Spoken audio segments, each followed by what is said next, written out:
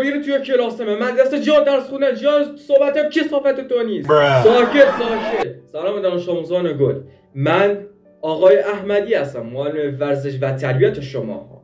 امسال که با ما حتما همه این کلاس ها رو ببرید، سختی نمیخوان. خب دیگه زره دیگه نمیرین ماستانی داداش برو تو بازی. سلام دانش آموزان، معلم ریاضیتون هستم، آقای مرادی. خب این صحبت ها و این کسوشرها امروز بعد ما درس داریم.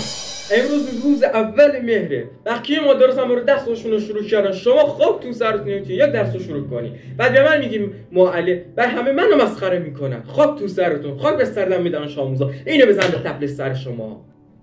سلام دانش آموزان و بنده خداوند، بنده آقای ساسانیان هستم، مربی و آموزنده قرآن کریم شماها.